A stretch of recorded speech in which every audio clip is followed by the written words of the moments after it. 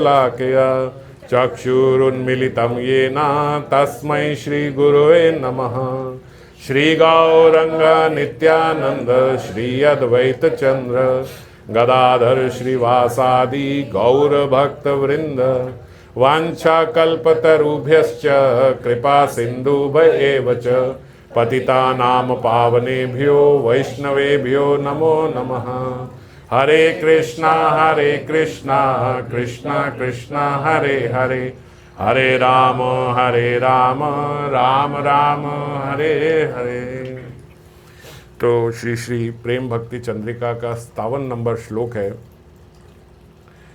इस त्रिपदी में ठाकुर महाशय अनुराग के साथ ब्रजवास की और सखियों के गणों में मेरी गिनती हो जाए, इसकी अभिलाषा कर रहे हैं। नरोत्तम दास कहे ए जन मोर है, ब्रज पूरे अनुरागे वास। सखी गण गण नाते, आमारे लिखी बे ताते, तब ही पूरब अभिलाष। मेरी अभिलाषा कब पूरी होगी? जब सखी गण जो हैं उनकी गणना में, उनकी गिनती में आमार लिखी बे ताते, जब वो ये कह दें ये मेरी है, ये मेरी सखी है। सखियां अपने गिनती में मुझे भी साथ में गिन लें, अपने संग में, अपने ग्रुप में हमें भी ऐड कर लें कि ये मेरी है। हमारे लिखी बे ताते तब ही पूरब अभिलाष। तो मेरी अभिलाष पूरी होगी जब ऐसी अवस्था आ जाए कि रूप मंजरी कहे ये मेरी है, ये अमुक मंजरी मेरी है, ये हमारे यूथ की है। हम यहाँ ग्रुप बोलते हैं, वहाँ यूथ होता है, ये हमारे यूथ की है। तो नरोत्तम दासे कहे ए जन मोरो है, ब्रजपुरे अनुरागे वास। यहाँ बाबा बोलते साधक और सिद्ध दोनों ही देहों से स अनुराग ब्रजवास की प्रार्थना समझी जा सकती है। क्यों? क्योंकि वो बोलते ब्रज पूरे अनुरागे वास, मेरा अनुराग के साथ ब्रजवास हो, ऐसी मेरी अभिलाषा है। तो बोलते किसकी अभिलाषा है? साधक की अभिलाषा है या सिद्ध देह की अभिलाषा है? किसकी अभिलाषा है ना? जब इस स्तर के, नरोत्तम दास के स्तर के भक्त बोलते हैं तब ये प्रश्न पूछा जाता है। हम कहें, हमसे नहीं पूछा जाएगा भाई तू अपने सिद्ध देह की बात करे, साधक देह, सिद्ध देह का आता पता नहीं है। हम तो अपनी बात करेंगे, अगर करेंगे तो उसमें भी बोलेंगे भैया मरकट वैराग्य तो नहीं है आपका, अभी यहीं रहो, थोड़ा यहाँ भजन करो। जब यहाँ भजन सिद्ध हो जाए फिर उसके बाद बात करेंगे। अभी तो भजन प्रारंभ नहीं हुआ और अभी भागने की बात कर रहे हो। क्योंकि मन फिर वही होता है, वो सोचता है यहाँ नहीं वहाँ चला जाऊँ तो सही से भजन होगा, बस ये नहीं ये, क्योंकि वो बस अवस्थाएं बदलना चाहता है। एक्सक्यूजेस हम अपने आप को दे देते हैं कि वो तो यहाँ नहीं हो रहा ना, एक बार ब्रज में रह जाऊँ फिर बहुत अच्छे से भजन होगा। तो जब नरोत्तम दास जी जैसे कहते हैं तो बाबा बोलते हैं कि दो बातें हो सकती हैं। नरोत्तम दास जी किसकी बात कर रहे हैं? क्या अपनी सिद्ध देह में बात कर रहे हैं कि मेरे सिद्ध देह में वहाँ रूप मंजरी बोले कि गणना करती हूँ मैं इसकी, ये मेरी सखी है, जैसे अभी तक चर्चा चल रही है, या फिर वो यहाँ पे नरोत्तम दास अपने साधक देह से ब्रजवास करना चाहते हैं? किसकी? तो बोलते दोनों ही देहों की प्रार्थना इसमें समझी जाएगी, साधक देह से भी और सिद्ध देह से भी नरोत्तम दास ठाकुर प्रार्थना कर रहे हैं। पहले हम साधक की दृष्टि से इस बात की चर्चा करते हैं। अनुराग का अर्थ यहाँ स्थायी भाव के अंतर्गत अनुराग नहीं है, जो अभी हम चर्चा कर रहे थे। जैसे वो कह रहे हैं कि मेरा अनुराग है, ये स्थायी भाव वाला अनुराग नहीं है, कारण वह साधक देह से उत्पन्न नहीं हो सकता। ये जो अनुराग की अवस्था है, स्नेह मान प्रणय राग, ये जो अवस्थाएं आती हैं ये इस देह में नहीं आ सकती। इस देह तक हम प्रेम तक पहुंच सकते हैं, इस देह से, है ना। अभी हमने जो चर्चा करी श्रद्धा से प्रेम के स्तर तक पहुंच गए। प्रेम के बाद भी अवस्था होती है, प्रेम के बाद अवस्था होती है स्नेह राग। तो ये जो अवस्थाएं होती हैं ये अवस्थाएं यहाँ नहीं आती। ये शरीर बोलते प्रेम के ऊपर की अवस्था को झेल नहीं सकता। तो स्नेह मान प्रणय राग अनुराग भाव महाभाव, ये अवस्था जो है ये आती हैं जब हम इस देह से ऊपर गोपी देह हमें प्राप्त हो जाता है, तब यहाँ नहीं आ सकती। तो इसीलिए बोल रहे हैं अनुराग बोल रहे हैं, तो अनुराग से स्थायी भाव नहीं समझना होगा। अनुराग से मतलब कि बहुत प्रगाढ़ उनकी इच्छा है। तभी शील ठाकुर महाशय साधक देह से प्रीति के साथ ब्रजवास की अभिलाषा प्रकट कर रहे हैं। तो यहाँ अनुराग का मतलब प्रीति के साथ, जैसे हम तो नॉर्मल जनरल बोल रहे थे मेरा इसके साथ बड़ा अनुराग है, तो अनुराग बोलते, वो अनुराग मतलब मेरी अटैचमेंट है, लविंग अटैचमेंट है, पर वो अनुराग की स्थायी अवस्था नहीं है। श्रीमद रूप गोस्वामी पाद ने रागानुगीय साधक को निरंतर ब्रजवास का परामर्श भी दिया है। रूप गोस्वामी पाद ने कहा है कुर्याद वासम ब्रजे सदा। इन्होंने भक्ति रसामृत सिंधु में जो इस देह से ब्रजवास करने में अक्षम है, यानी जो इस देह से जिसको लगता है कि मैं अभी ब्रजवास नहीं कर पाऊंगा फॉर XYZ रीजंस, कि मेरा अभी ब्रजवास संभव नहीं है, अगर कोई ऐसा कहता है तो भी बाबा बोलते हैं उन्हें मन ही मन ब्रजवास करना चाहिए और एक संकल्प कि मैं आगे जाऊंगा, या एक अभिलाषा कि मुझे आगे जाना तो है, मैं अभी नहीं जा रहा हूं पर मुझे जाना तो है, ऐसी अभिलाषा रखने का उपदेश दिया है। क्यों? क्योंकि उन्होंने 5 चीज़ें बताई हैं रूप गोस्वामी ने, 64 अंग बताए हैं भक्ति रसामृत सिंधु में। 64 अंगों को बताने के बाद रूप गोस्वामी ने कहा 5 मुख्य अंग हैं जो ये तो करे ही करे। तो 5 मुख्य अंग में साधु संग है, भागवत श्रवण है, विग्रह सेवन, नाम संकीर्तन और ब्रजवास। ये बोलते ये 5 किसी को छोड़ने नहीं चाहिए, ये 5 मुख्य अंग हैं, ये तो करने ही करने हैं। अब 5 में ब्रजवास भी आ गया। तो ब्रजवास बाबा बोलते कैसे करें? तो रूप गोस्वामी ने भी बोला कि अगर भैया अब मान लीजिए यहाँ पे 20-30 लाख गौड़िया वैष्णव हैं, तो संसार में सारे के सारे 30 लाख उठ के ब्रज में चले जाएं तो महाराज ब्रज में केओस हो जाएगा, है ना। तो सब ब्रज में जाने के सक्षम भी नहीं है, कोई कहीं है, कोई कहीं स्थिति है। हमारा तो फिर बड़ा सौभाग्य है, हम भारत देश में ही हैं और ब्रज के इतनी पास है। अब कितने लोग ऐसे हैं जो ब्रज से तो बहुत दूर है, यहाँ तक कि अलग देश में भी रह रहे हैं, लेकिन गौड़िया वैष्णवी हैं और अच्छे से भजन कर रहे हैं। तो अगर ब्रजवास के लिए अक्षम हैं, अभी इस समय गृहस्थ हैं और भी बहुत सारी जिम्मेदारियां, अभी नहीं जा सकते, तो बाबा बोलते हैं कि एक तो मन ही मन ब्रजवास में रहें। मन ही मन ब्रजवास में रहने का तात्पर्य ये है कि जैसे हम रोज़ सुबह उठ के, जैसे हम अभी हम सबका ये नियम है ही कि हम स्मरण में ब्रज में परिक्रमा करते हैं, स्मरण में ही हम राधा कुंड स्नान ये सब इत्यादि करते हैं, है ना, सारे वृंदावन दर्शन करते हैं, नवद्वीप करते हैं। तो मन ही मन हुआ तो बाबा बोलते हैं ये भी ब्रजवास के समान है। अपने को ब्रजवासी ही समझें अगर इस प्रकार से करते हैं तो। मतलब ब्रजवासी का अहंकार ना ले लें कि हमें कैसे कह दिया हम तो ब्रजवासी हैं, ये बात नहीं कह रहे, मगर ऐसा कह रहे हैं कि आप समझो आप ब्रज में ही रह रहे हो, अगर आपका मन वहीं पे है तो। और इसके साथ ही मन है, लेकिन जैसे मैंने कहा कि रुकना नहीं है ना। अगर आप प्रगतिशील नहीं हो तो फिर वो साधन भक्ति भी नहीं है। तो आज मैं मन से तो वहाँ हूँ और एक मेरे अंदर संकल्प और अभिलाषा भी है कि ये एक अवस्था आ जाए, फिर उसके बाद तो मैं ब्रज में जाऊँगा ही, रहूँगा ही, और यथा अवसर जहाँ मिले वहाँ उस अवसर को मैं लेके ब्रजवास करूँगा। ठीक है, ऐसा संकल्प, ऐसी अभिलाषा हो तो और मन ही मन में रहे तो फिर भी ब्रजवास उसका माना जाएगा। तो क्यों? क्योंकि 5वें अंग का बहुत महत्व है, मतलब 5वें अंग का बहुत महत्व है और उसमें एक ब्रजवास भी है।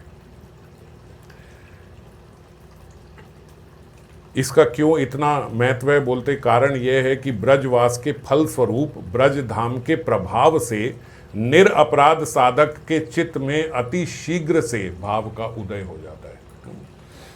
पहली बात ध्यान देना, निरअपराध साधक के, जो साधक निरअपराध है, जो अपराध नहीं करता है, उसके चित्त में क्या होता है, ब्रजवास करते ही शीघ्रता से वो भाव की अवस्था में पहुंच जाता है। साधन भक्ति की अभी जो हमने चर्चा करी, सारी अवस्थाएं क्रॉस करके भाव भक्ति में पहुंच गया जल्दी से। तो साधक के चित्त में भाव का उदय हो जाता है ये ब्रजवास करने से, उसका ऐसा प्रताप है ब्रज का। यहाँ बाबा बोलते हैं कि भाई प्रश्न हो सकता है, साधक यथा योग्य साधन भजन के द्वारा ही श्रद्धा से आसक्ति तक के सोपान पर चढ़ के भाव राज्य में पहुंचता है ना। अभी हम इतनी चर्चा कर रहे थे ये कथा से पहले कि एक क्रम होता है, उस क्रम में हमें पहले श्रद्धा पे ही आना बड़ा कर्रा काम है, फिर वहाँ के बाद साधु संग, भजन क्रिया, अनर्थ निवृत्ति, निष्ठा, रुचि, आसक्ति, यहाँ तक हम पहुँचेंगे, उसके बाद भाव की अवस्था में जाएंगे। तो यहाँ क्या कह रहे हैं कि ब्रजवास अगर कर लो तो भैया शीघ्रता से आदमी भाव की अवस्था में पहुँच जाता है। तो फिर और ये भी कहते कि फिर इस साधन पंचक के अल्प संबंध से ही वह भाव कैसे उत्पन्न हो सकता है। ये अब एक प्रश्न भी है कि भैया आप कह रहे हैं हो जाता है, तो कैसे उत्पन्न हो सकता है कि उसके जरा से करने से ही हो गया। तो इसके उत्तर में कहते हैं कि साधन पंचक की ऐसी अचिंत्य शक्ति है कि इनका स्व अल्प संबंध मात्र से भाव एवं भाव विषय एक ही समय प्रकट कर देते हैं। क्या है, बोले ये ब्रज की ऐसी अचिंत्य शक्ति है ब्रजवास की, कि जब आप ब्रजवास करते हो निरअपराध होकर, तो निरअपराध होकर भजन करने से स्वअल्प, जरा सही हमारा संबंध जुड़ा अभी, स्वअल्प संबंध मात्र से भाव भी आ जाता है और भाव विषय भी आ जाता है। भाव क्या है हमारा? मंजरी भाव। कंफ्यूज हो अभी इसमें, हमारा भाव क्या है? मंजरी भाव है, तो भाव भी आ गया। जब भाव की अवस्था में पहुंच गए तो क्या अवस्था हुई हमारी? हमारी मंजरी भाव हुई। और किसी की अलग अलग हो सकती है, अगर कोई किसी अन्यथा भाव में है तो हमारी मंजरी भाव हो गई। तो भाव भी आ गया और भाव विषय। तो मंजरी भाव है तो भाव, मंजरी भाव का विषय कौन है? राधा कृष्ण, है ना। तो तुरंत क्या है, राधा कृष्ण भी हमारे हृदय के पटल में हमारे को दर्शन देने आ जाते हैं। राधा कृष्ण भी प्रकट हो गए और भाव भी आ गया। कैसे हो गया? बोले ये ब्रज की शक्ति है कि ब्रज के संसर्ग से ही, उसके अल्प मात्र संबंध से ही हमारी ऐसा हो जाता है कि भाव और भाव विषय दोनों एक समय पर प्रकट कर देता है। किंतु इतना आसान मत समझना, चलो जी चलो फिर तो कल सुबह उठ के अपना टैची उठाएं और ब्रजवास कर लें भैया, सीधा भाव की अवस्था में पहुंच जाएंगे। तो बोलते किंतु साधक को अनुराग के साथ ही ब्रजवास करना होता है। अनुराग मानी प्रीति या आसक्ति के साथ ही ब्रजवास करना होता है, अन्यथा उल्टा हो जाता है। अगर हमने बस फलश्रुति देखी कि भैया अभी चाहे हम कैसे भी ऐसे तैसे कैसे भी रख के यार रह ले और फटाफट से हम भाव की अवस्था में आ जाएंगे, और लेकिन स्वभाव अपना बदला नहीं, वो स्वभाव वही का वही है। अभी श्रद्धा हमारी स्थायी हुई नहीं, लेकिन वहाँ पहुँच गए कि फ़ायदा मिल रहा है, जल्दी जल्दी से भाव की अवस्था में आ जाएंगे। तो ये कोई भौतिक जगत का लाभ तो है नहीं कि जल्दी से हो जाएगा, कैसे भी करके आप कमा लोगे। इसमें अवस्था तो होनी चाहिए। तो अगर आपने अनुराग से नहीं किया, आपका मन वहाँ नहीं है, तो क्या होता है? बोले फिर वहाँ नाम अपराध आदि उत्पन्न हो जाते हैं। नाम अपराध कैसे बोलते हैं? बोले पहला ही नाम अपराध जो है वो वैष्णव अपराध है ना। तो वहीं वैष्णवों के प्रति हमसे अपराध हो जाएगा, हम धाम वासी के प्रति अपराध कर बैठेंगे। तो नाम अपराध आदि उत्पन्न हो जाते हैं। उससे क्या होता है? श्री धाम की अप्रसन्नता हो जाती है, और श्री धाम की अप्रसन्नता के फल स्वरूप साधक को फल प्राप्त करने में बहुत विलंब हो जाता है। मिलेगा फल, मगर अब बहुत विलंब हो गया। और उससे पहले क्या होगा? यथा योग्य दुख या अनुताप आदि भोगने के बाद बहुत समय में फिर श्री धाम प्रसन्न होने पर धामवास की फल प्राप्ति आपको होगी। उससे पहले क्या क्या होना है? उससे पहले हमसे अपराध हो जाएगा, क्योंकि हमारी वो अवस्था नहीं है, हमारी भी प्रीति नहीं है, हमारा भाव नहीं है। तो अपराध होने से धाम अप्रसन्न हो गया। धाम अप्रसन्न होने से बोलते फिर तो जो आपने अपराध किए हैं पहले उसका यथा योग्य दुख भोगना पड़ेगा। जो आपसे अपराध हुए हैं बहुत अनुताप आपको भोगना पड़ेगा। उसके बाद जब वो पूरी हो जाएगी, वो भी तब जब एक अपराध हुआ उसके बाद आपने अपराध करना बंद कर दिया। मगर अपराध की श्रृंखला ही होती है, अपराध कभी सिंगुलर नहीं होता। एक अपराध ही दूसरे अपराध का पूरक होता है ना, उसका जनक होता है, वो दूसरे को जन्म दे देता है। तो अपराध बहुत होते हैं जब हमारी ठीक से श्रद्धा नहीं होती। तो इसीलिए ब्रजवास तो बाबा बोल रहे करना है, मगर अनुराग के साथ ब्रजवास करना है, नहीं तो धाम की ही अप्रसन्नता हो जाएगी। दूसरी बात, रागानुगीय साधक की उपासना में ऐसा उद्दीपक का स्थान विश्व में ब्रज को छोड़ के और कहीं नहीं है ना। उद्दीपक मतलब कि भगवान का उद्दीपन कराने वाला, हमें कृष्ण को याद दिलाने वाला दिल्ली में कौन है, बम्बई में कौन है जो हमें चलते चलते सड़क में राधा कृष्ण की याद दिला दे? महाराज कोई भक्ति दिख जाए तो याद आती है ना। अगर कोई एकदम से ऐसा भक्त दिख गया जिसने तिलक लगाया हुआ है, कंठी लगाई हुई है, तो तुरंत एक स्मृति हो जाती है, ओह ये भी वैष्णव है ना। तो ऐसा हो जाता। नहीं तो क्या उद्दीपन, किस चीज़ से उद्दीपन होगा? नहीं तो सब चीज़ विस्मृत कराने वाली है। ऐसी चकाचौंध है कि भगवान को हम विस्मृति हो जाते, भूल ही जाते हैं हम। तो बोलते ही ब्रज भूमि ऐसी है, एक ऐसा उद्दीपक का स्थान विश्व में छोड़कर और कोई नहीं है। विश्व की बात तो दूर, उद्धव जी ने गोप कुमार को, बृहद भागवतम में आता है, गोप कुमार को परामर्श दिया था कि ब्रज भाव की अगर सिद्धि करनी है, ब्रज भाव की, तो चिंतामय वैकुंठ से लेकर उर्ध्व द्वारका तक को त्याग कर यहां भौम ब्रज में आ जाओ। कौन से ब्रज में? ये भौम ब्रज में, अपने वृंदावन में। बोले कहाँ भैया? ऊपर अगर वैकुंठ लोक में हो ना, बोले वो भी छोड़ दो। अगर ब्रजवास की आपको अनुराग करना है, अगर ब्रजवास की सिद्धि करनी है, तो यहाँ पे आके वृंदावन में रहो। इससे क्या होगा यहाँ पे आके वृंदावन में यहाँ रहने से? बोले जब कोई भक्त यहाँ वृंदावन के वन को देखेगा, जब वो यहाँ के गोवर्धन पर्वत को देखेगा, जब वो यमुना जी को देखेगा, अन्य लीला स्थलियों को देखेगा जो इतनी सारी वृंदावन में है, तो उसके मन में भाव आता है यहीं कृष्ण ने लीला की थी और आज वे मुझे दिखाई नहीं दे रहे।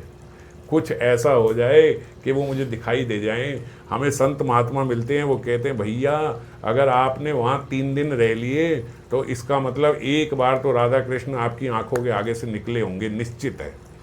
2 रात कोई वृंदावन में रह ले तो ठाकुर जी वहाँ को दर्शन दे देते हैं, पर आपकी ऐसी अवस्था तो आप उन्हें पहचान पाओ।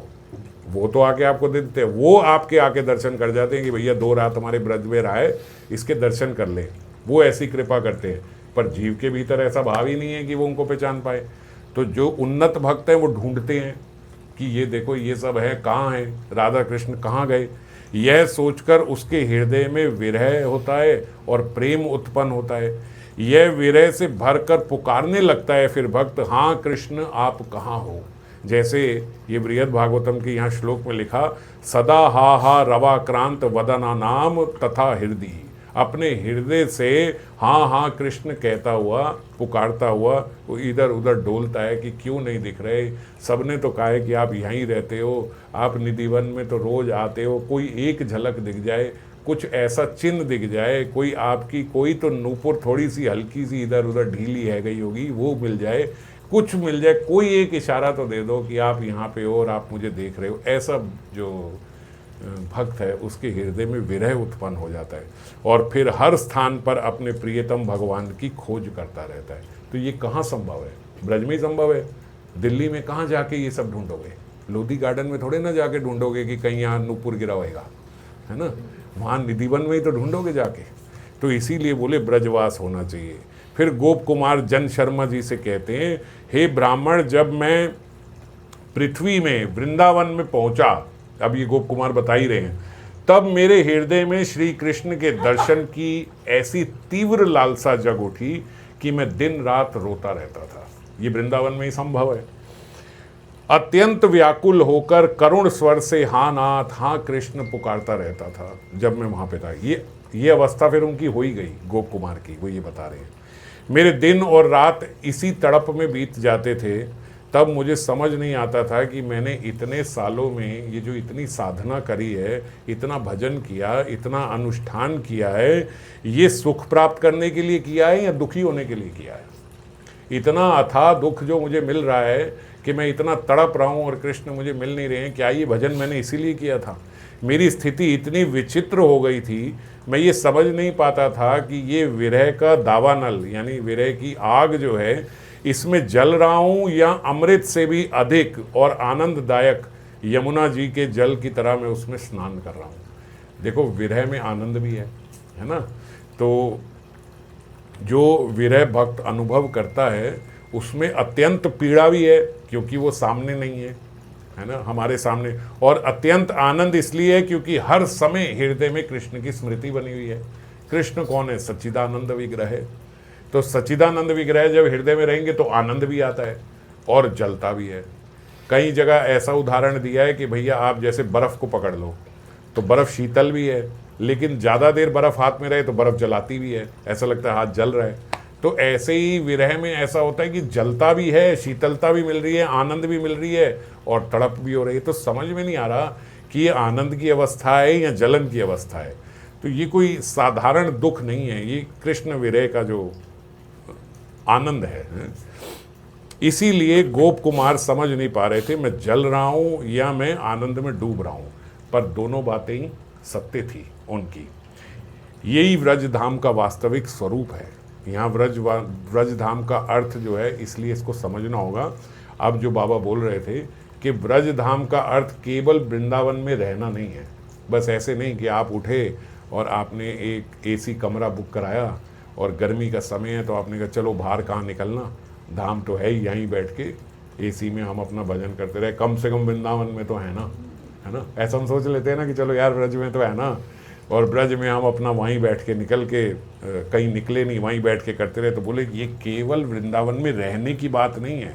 सच्चा ब्रजवास वो है जिसमें हर क्षण कृष्ण की याद आती हो, हर क्षण हमें उनकी याद सताती हो, उनके दर्शन की तीव्र लालसा मेरे हृदय में हो कि अब आया हूँ तो एक बार कहीं कुछ झलक दिख जाए, कुछ दर्शन उनके हो जाए, हृदय में विरह की अग्नि जल रही हो, शांति ना पड़े ये छोटे मोटे एसियों से, इतनी हृदय जले विरह से, और उसी विरह में अद्भुत आनंद भी प्राप्त हो रहा है। जब ऐसी अवस्था हो जाए तो क्यों, क्योंकि बोलते हमारे जितने गोस्वामी हैं, श्री रूप, श्री सनातन, रघुनाथ दास गोस्वामी, ये सब इसी प्रकार से इन्होंने ब्रजवास किए, इसको ब्रजवास कह रहे हैं वो रूप गोस्वामी।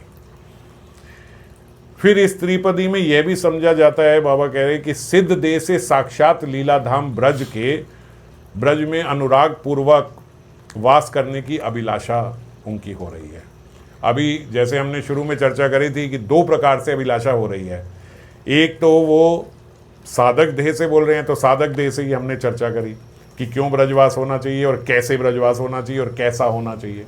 अनुराग के साथ होना चाहिए, यदि हुआ तो ब्रज ही है जो आपका उद्दीपन कराएगा, आपके भीतर विरह उत्पन्न करेगा और आपको आनंद दिलाएगा। ठीक है, तो इसीलिए साधक को ब्रज में रहना चाहिए। अब अगर यदि वो कहें कि सिद्ध देह से मैं बात कर रहा हूँ, कि सिद्ध देह से मेरी ब्रजांगनाओं में मेरी गिनती हो, मंजरियों में मेरी गणना हो, और अनुराग के साथ में उन्हीं के बीच ब्रज में रहूं, तो बाबा बोलते ये भी प्रार्थना हो सकती है। शील विश्वनाथ चक्रवर्ती पाद ने उज्ज्वल नीलमणि की आनंद चंद्रिका टीका में और उन्होंने ही रागवर्तम चंद्रिका में भी सिद्ध देह से लीला राज्य में जन्म लेने और अनुरागमय ब्रजवास की युक्ति बताई है। क्या युक्ति है, क्या तरीका है कि मेरा जन्म ब्रज में हो जाए, सिद्ध देह से मैं ब्रज में पहुंच जाऊं, इसकी क्या युक्ति है? युक्ति दिखाई है वो इस प्रकार है, जो लोग ब्रज भाव पर लुब्ध होकर रागानुगा मार्ग में भजन करते हैं। अगर आपकी अवस्था जो है साधन अवस्था से, साधन भक्ति से भाव भक्ति तक आ जाती है, प्रेम भक्ति तक आ जाती है यहाँ पे, ठीक है, तो क्या होगा? बोले उत्कंठा के अनुसार फिर जो लोग एक साथ भजन कर रहे हैं, एकाकी या 2-3 जन मिलकर समय समय पर गोपी गर्भ से जन्म लेते हैं। अगर सब लोग मिल के भजन कर रहे हैं और सबके भीतर उत्कंठा हो जाती है और सब भाव भक्ति के स्तर पर पहुंच जाते हैं, एकांतिक भजन है। एकांतिक भजन का मतलब सबका एक ही अंत है, सबका एक ही लक्ष्य है। तो यहाँ पे जीव गोस्वामी ने भी ये बात भक्ति संदर्भ में करी है, और यहाँ विश्वनाथ चक्रवर्ती पाद ने भी यहाँ पे बोला है कि अगर पूरा का पूरा ग्रुप ही महाराज 2 लोगों का, 3 लोगों का, 4 लोगों का, 5 लोगों का एक साथ भजन करके उत्कंठा उनकी रहती है, तो अगले जन्म में एक साथ ही वो गोपी गर्भ से जन्म ले लेते हैं। थोड़ा सा आगे पीछे जो होते हैं वो बोले वो यहाँ वहाँ मैटर नहीं करता। जैसे मान लीजिए यहाँ कोई 4 साल पहले चला गया लीला समाप्त करके, कोई 4 साल बाद गया, कोई 5 साल बाद गया, बोले वहाँ बिल्कुल ऐसे ही मिलते हैं जैसे सब अभी अभी गए हैं। वो टाइम है, वो इतना ऐसे बीत जाता है यहाँ के 4 साल और वहाँ पहुँचने में कि ऐसे लगता है कि बस इकट्ठे ही सब गए और इकट्ठे ही वहाँ पे उनका गोपी गर्भ से जन्म होगा और वो वहाँ पे भजन करेंगे। अवतार के समय नित्य सिद्धा गोपियों की तरह साधन सिद्धाओं का भी सिद्ध रूप से आविर्भाव ही समझ में आता है। जब यहाँ पे ये कहाँ पे होता है? जहाँ जो प्रकट में भगवान की जहाँ लीला चल रही है। जैसे यहाँ भगवान आए थे ना अपने वृंदावन में, है ना, 5000 वर्ष पूर्व, तो ऐसे ही बोलते अब यहाँ नहीं है, किसी और ब्रह्मांड में होंगे, तो इससे कोई फर्क नहीं पड़ता। वो उस ब्रह्मांड में जाके वहाँ गोपी गर्भ से जन्म ले लेंगे, सब इकट्ठे अगर कर रहे हैं तो, और अगर एक कर रहा है तो एक, जो उस अवस्था में पहुँच गया वो वहाँ जाके जन्म ले लेगा। और वहाँ जब जन्म लेते हैं तो वहाँ नित्य सिद्धा जो होती हैं वो भी ऐसे ही आविर्भूत होती हैं। ऐसा प्रतीत होता है कि वो भी गोपी गर्भ से ही आए। साधन सिद्धा भी वहीं आ रही है, तो बोले वहाँ दोनों मिल जाती हैं, एक जैसे ही हो जाते हैं वहाँ पे जब सिद्ध हो गए। तो साधन सिद्धा भी और नित्य सिद्धा भी। वहाँ नित्य सिद्धा गोपियों के संग प्रभाव से दर्शन श्रवण गुण कीर्तन आदि के द्वारा फिर जीव जो है, अब यहाँ वो प्रेम तक था, उसकी प्रेम की अवस्था यहाँ तक आ गई थी। अब वहाँ जब वो गोपी देह से जन्म लेता है तो वो देह बड़ा स्पेशल होता है, वो ऐसा देह नहीं है जैसा ही है। वहाँ पे क्योंकि वहाँ ठाकुर जी स्वयं उपस्थित हैं, वो अपने वृंदावन को लेके वहाँ अवतरित हुए हैं, तो वहाँ पे स्नेह मान प्रणय राग अनुराग भाव और महाभाव की स्थिति तक जीव वहाँ पहुँच जाता है। जो इस देह में तो कहते हैं प्रेम में भी कई बारी एक लक्षण है मृत्यु। प्रेम की अवस्था में ही ऐसा हो जाता है कि विरह से या किसी से मृत्यु हो गई, तो इससे ऊपर तो सहन ही नहीं कर सकता ये देह। मगर जो वहाँ देह मिलता है गोपी गर्भ से, वो यहीं पे, अभी ऊपर नहीं गया गोलोक, यहाँ उसका भजन खत्म हुआ और ब्रह्मांड में जहाँ पे भी जिस भी ब्रह्मांड में भगवान की लीला चल रही है वो वहाँ जन्म ले लेगा गोपी गर्भ से। और गोपी गर्भ से मंजरी स्वरूप में वो वहाँ जो जन्म लेगी, उसी रूप में जो गुरु प्रदत्त उनका रूप है, वहाँ वो उसी नाम से वहाँ जन्म लेगी और वहाँ जन्म लेके फिर इन अवस्थाओं में धीरे धीरे धीरे धीरे पहुँचेगी। जैसे हम यहाँ भक्ति का स्तर बढ़ रहा है ना, यहाँ और वहाँ फ़र्क ये है कि यहाँ अनर्थ हमें पीछे खींच लेते हैं, वहाँ अनर्थ है ही नहीं, वहाँ आनंद ही आनंद है, अनर्थ होते ही नहीं, पीछे खींचने वाला वहाँ कोई है ही नहीं। बस वहाँ तो परिपाटी सेवा की सीखनी है। जैसे जैसे सीखते जाओगे वैसे वैसे स्नेह मान प्रणय राग अनुराग भाव और महाभाव की अवस्था तक पहुँच जाओगे। वहाँ उसे फिर साधक देह में प्रेम तक की उदित होने की संभव है, यहाँ बाबा बोल रहे हैं, और वहाँ स्नेह मान तक वहाँ पहुँच जाता है।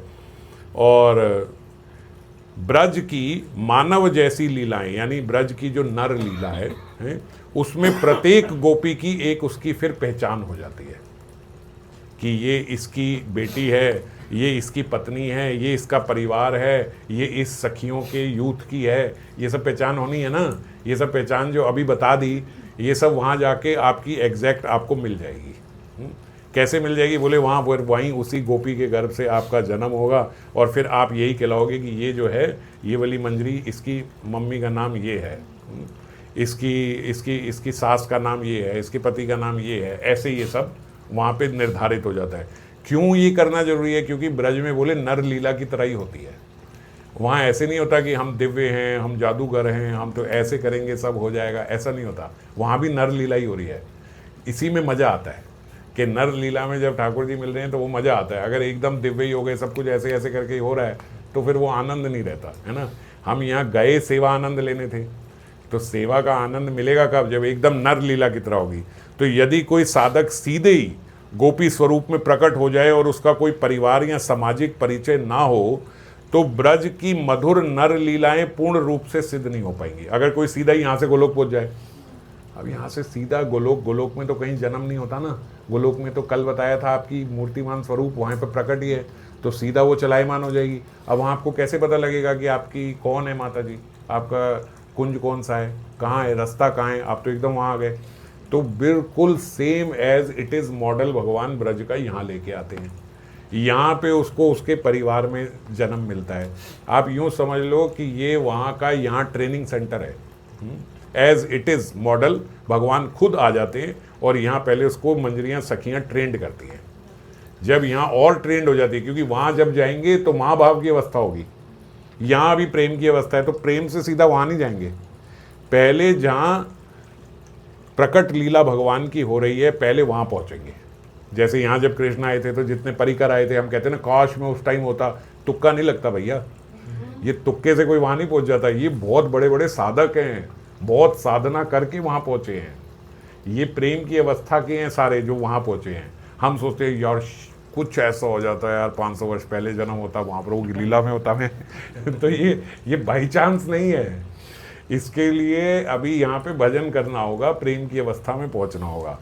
फिर जब कोई रागानुगा साधक शुद्ध भाव से भजन करते करते प्रेम प्राप्त कर लेता है और उसके हृदय में श्री कृष्ण की प्रत्यक्ष सेवा प्राप्त करने की लालसा निरंतर बढ़ती रहती है, तब कृष्ण उसकी उत्कंठा देखकर अत्यंत कृपालु हो जाते हैं कि भैया इतनी इसके अंदर उत्कंठा है।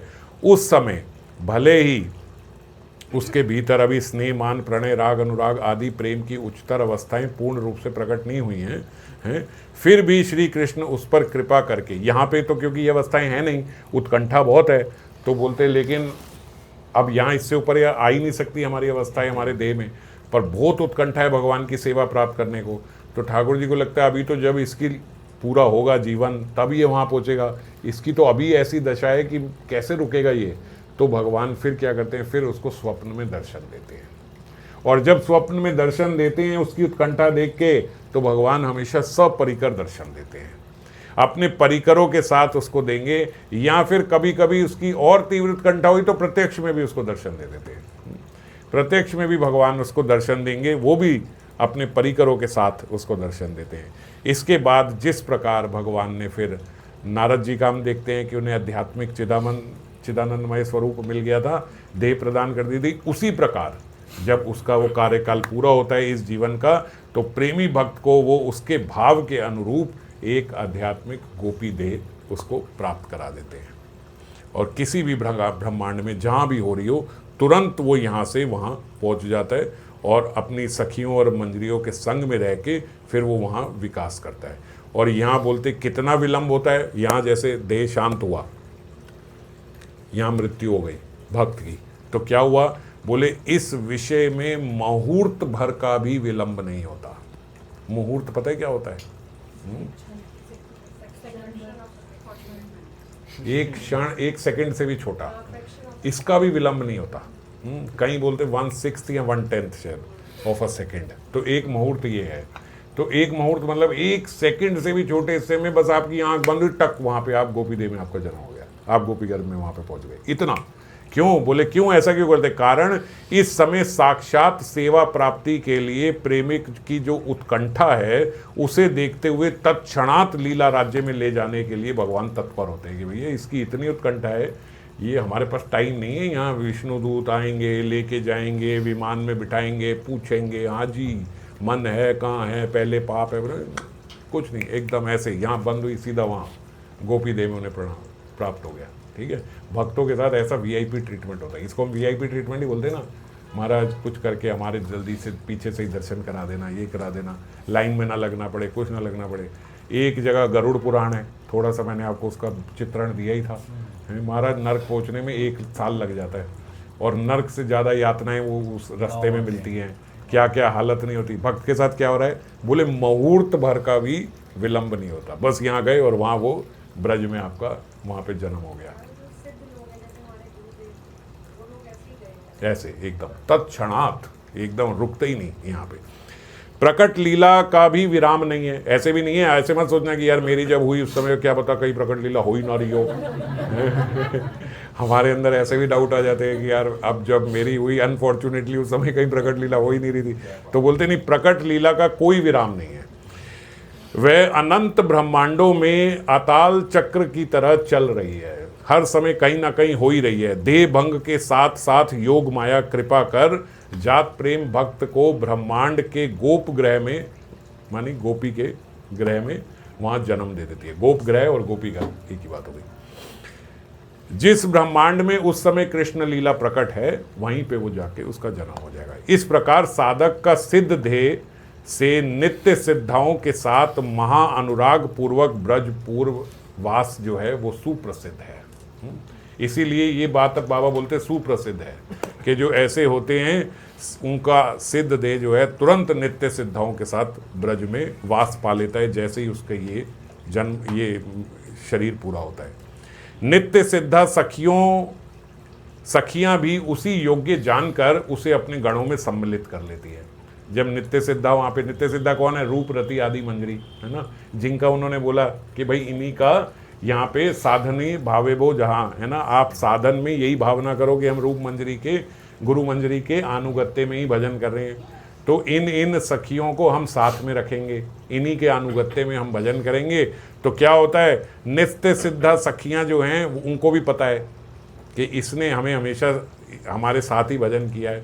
जब आप सिद्ध रूप से आपका भजन सिद्ध होता है तो आप जिनके अनुगत्य में भजन कर रहे हैं उनको भी पता है कि हमारे अनुगत्य में भजन कर रही हैं। तो नित्य सिद्ध सखियां जो होती हैं वो तुरंत उसको अपने योग्य समझती है, हाँ ये तो वही है, आ गई हैं, हो गया, इसका भजन पूरा हो गया, यहाँ आ गई और वो उसको अपने गणों में सम्मिलित कर लेती है कि आजा आजा, अब मैं तेरे को सिखाऊंगी सारी परिपाटी। तो सारी जो मंजरियों की परिपाटी होती है वो यहीं पे हमें सिखाई जाती है और साक्षात सेवा यहीं पे वो देकर हमें धन्य कर देती है। इसीलिए फिर जब वहाँ आँख खुली तो वो तो चल ही रहा था, प्रगट लीला में सब सेवा हो ही रही है। कब यहाँ बंद हुई, कब वहाँ खुली, वो तो कोई भेद, उसको मृत्यु भी नहीं बोलते, वो तो सब परिकर भगवान बोलते। ऊपर गए और वहाँ वो मूर्तिमान चलाए और आप कुछ नया नहीं है, आप वही कर रहे हो। तो जब आप गोलोक, क्योंकि गोलोक में और यहाँ में भेद नहीं है, बस ये है यहाँ आप सीख रहे हो, वहाँ आप सीखे हुए हो। जब आप वहाँ पहुँचे तो आप सब सीखे हुए हो। वहाँ पहुँचने से पहले यहीं पे नीचे सारी ट्रेनिंग सेंटर भगवान लेके आ जाते हैं अपना, कि यहाँ ट्रेंड हो जाओ और फिर ट्रेंड होके आप वहाँ पहुँचोगे।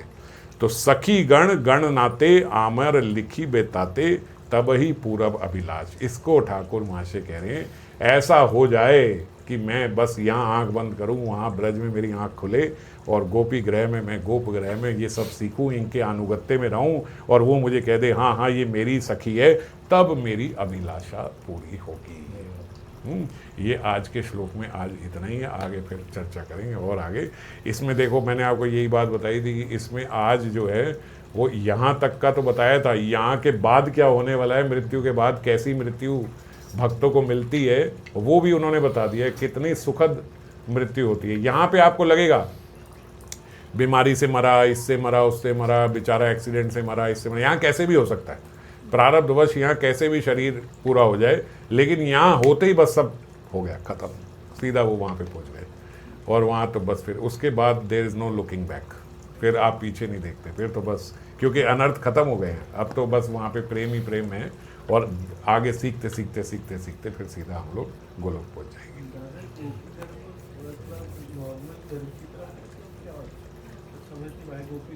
जैसे कहते, जैसे यहाँ पे जीव अवतरित होता है ना, तो होता ऐसे है कि गोपी गर्भ से हुआ लेकिन अवतरित की तरह होता है। तो ऐसे ही बोलते जब वो वहाँ पहुँचता है तो जैसे नित्य सिद्धा अवतरित होती हैं, बस एक तरीके से उसका अवतरण ही होता है वहाँ पे। पूर्ण ऐसे नहीं होता कि भाई वो पूरे 9 महीने वहाँ रह रहा है, सब ये हो रहा है, ऐसा नहीं हो रहा। बस वहाँ जन्म हुआ और ऐसे हुआ कि गोपी गर्भ से इसका ये जन्म हो गया। यहाँ आँख बंद हुई, वहाँ खुल गई, बस खत्म, नो वेटिंग। ऐसे नहीं है, वो कह रहे मुहूर्त भर का इंतजार नहीं कर सकते, 9 महीने गर्भ में थोड़ी रहेगा, है ना। बस यहाँ खुली वहाँ खुली, उनको बस ऐसे ही होता है कि गोपी मेरा हो गया लाला। योग माया ऐसा दिखा देती है कि भाई आपका ये, आपका अभी अभी बालक हो गया, बस बचपन से बड़े हो गए, होते बड़े। यहाँ आयु बढ़ती है, उस आयु तक पहुँच जाओगे जो आपकी आयु है ना, उस आयु तक पहुँच जाओगे, उसके आगे नहीं जाओगे। फिर वहीं सब कुछ सीखा और फिर यहाँ से वहीं उसी आयु में शिफ्ट हो गए। वहीं है, प्रकट लीला हो रही है ना, वहीं पे है राधा, सब वहीं है, पूरा पूरा ब्रज वहीं है, पूरा वृंदावन वहीं है। सातों बस ऊपर जाएंगे, किशोरी जी भी एकदम, गुरु मंजरी भी वहीं, सब सब पूरा पूरा परिकर सब वहीं पे है। जिन जिन के साथ आप साधना, आप गुरु मंजरी के साथ साधना करो, रूप मंजरी के साथ साधना करो, मान लो आपकी 2 मित्र मंडली के लोग हैं, आप उनके साथ साधना करो, वो भी सिद्ध हो गए, तो वो भी साथ आपको मिल जाएंगे वहाँ पे। यही तो बात बोल रहे विश्वनाथ चक्रवर्ती पाद। आपने कल्पना करी अपनी 2 सखियों के साथ जो यहाँ पे है, मगर देह जो है वो ये वाले देह के साथ नहीं, अनुराग जो है उनके सिद्ध देह के साथ होना चाहिए। मेरे सिद्ध देह का अनुराग उनके सिद्ध देह के साथ हो, जो मैं स्मरण कर रहा हूँ उस स्मरण में उनको साथ रखूं, है ना। तो फिर मेरा अगला जो जन्म होगा वो उनके साथ भी हो जाएगा। साधने भावी वो जहाँ सिद्ध दे पाए वो तहा, है ना। आपने साधना भावना यही करी कि मैं इनके साथ ही हर समय सेवा कर रही हूँ सिद्ध देह में, यहाँ नहीं, यहाँ अनुराग ना कर लेना इस देह से, समझ गए। सिद्ध देह में आपने उनके साथ साधना करी, गुरु मंजरी के साथ करी, रूपरती मंजरी के साथ करी, अपने आपके साथ की जो 2-3 सखियाँ हैं उसके साथ आपने उनके सिद्ध देह के साथ साधना करी। अगर वो सब सिद्ध होते हैं तो वो सब इकट्ठे ही वहाँ पे पहुँचेंगे। एक ये टर्म एंड कंडीशन है कि सबका भजन अनुराग के साथ ऐसा हो कि वो सारे ही यहाँ से प्रेम भक्ति प्राप्त कर लिए, तो फिर सबके सब, ये जीव गोस्वामी ने भी कहा और विश्वनाथ चक्रवर्ती पाद ने भी कहा, फिर सब इकट्ठे ही वहाँ पे मिलते हैं।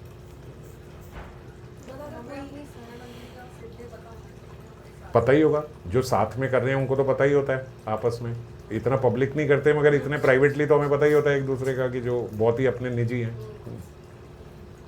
हाँ क्या कह रहे? जब वहाँ जन्म होगा तो सब ABC वगैरह शुरू से सीखनी पड़ेगी सारी। नहीं, वो कह रहे ना अवतरित की तरह ही होते हैं। अभी जैसे बच्चा एक नया नवजात शिशु पैदा हुआ है तो उसको तो बिल्कुल 12 साल तक तो वो ग्रो करेगा ना। पढ़ाई लिखाई नहीं, सब सितार कैसे बजाना है, वीणा कैसे बजानी है, मृदंग कैसे बजाना है, सेवा परिपाटी कैसे करनी है, ज्ञान तो वो बोलते ब्रज में वैसे ही आ जाता है। इंटेलिजेंट तो लेकिन ऐसा कि नहीं है कि आप अनपढ़ होगे, ज्ञान आता जाएगा। मतलब ये वहाँ का एक नियम है कि जैसे आप बड़े होते जाओगे, संस्कृत में निपुण हो जाओगे, सब हो जाओगे। ये भी वो पढ़ा देती है, गोपियाँ मंजरियाँ ये भी सिखा देती हैं, भाषा भी सिखा देती है, सब सिखा देती है। तो सब चीज़ों में आप निपुण होते चले जाओगे, सब जैसे कुछ गौर परफेक्ट भाषा थे, जैसे श्रुतिधर बोलते थे। बड़े होते हैं मतलब हाँ बड़े नहीं नहीं छोटे बड़े, से। छोटे ही हो गए, छोटे ही, शिशु से बस गर्भ में नहीं जाते। मतलब फिर एक आयु के बाद रुक जाएंगे। जो आयु गुरुदेव ने दी होती है सिद्ध प्रणाली में, सबको दी होती है। लगभग 12 साल कुछ दिन की आयु होती है मंजरी की। उस आयु तक वो बढ़ती है, उस आयु पे फिर वो रुक जाती है, फिर वो उतनी ही रहती है। फिर इसके बाद वो सीधा वहाँ जाएगी, तो वहाँ उसकी जो ऊपर मूर्त है वो उतनी आयु की ही है, बस यहाँ से वहाँ सीधा पहुँच जाएगी और वहाँ चलायमान हो जाएगी। दादा जो आपने वो बताया है, हाँ बताया, कोई आसक्ति के स्तर तक पहुंचता है कोई भी, तो उस टाइम पे उसकी आँख की लीला समाप्त हो जाती है, तो नेक्स्ट टाइम पे फिर उसको वहीं से स्टार्ट होगा। मतलब जन्म लेना ही पड़ेगा धरातल पे। अगर आसक्ति की स्टेज पे ही ऑफ हो जाता है तो फिर उसको दोबारा जब जन्म मिलेगा तो फिर आसक्ति उसकी रहेगी वैसे ही जन्म जात। इसको तभी इसको जात रति बोल देते हैं। आसक्ति के बाद बोलते जात रति भक्त। तो जात रति भक्त मतलब रति उसके अंदर है ही, जन्म से ही है उसके अंदर। तो अब वो फिर पीछे नहीं। ये तो भगवान ने कितनी बड़ी एश्योरेंस दी है ना भजन में, कि आपकी भक्ति जहाँ है उस स्तर से आप नीचे नहीं गिर सकते। ना में भक्ता प्रणश्यन्ति है, आप नीचे नहीं गिरोगे कभी। जिस स्तर पे आप पहुँच गए वो आपका पक्का हो गया। तो तीव्रता से हम लोग इससे, इन बातों से यही बड़ी प्रेरणा मिलती है कि तीव्रता से भजन करें। आगे बड़ा सुखद है जो है। बस थोड़ा क्या है, यहाँ पे थोड़ी मेहनत है कि अपने अनर्थों से बस थोड़ा लड़ना है, गंदी चीज़ें ही छोड़नी है। तो अच्छा तो सब मिल रहा है और सब और आगे आगे मिलेगा। ठीक है, दुख देने वाली चीज। जय राम। अभी 2 क्लास पहले आपने बताया था ऐसी मंजरी होती है जब व्यजन से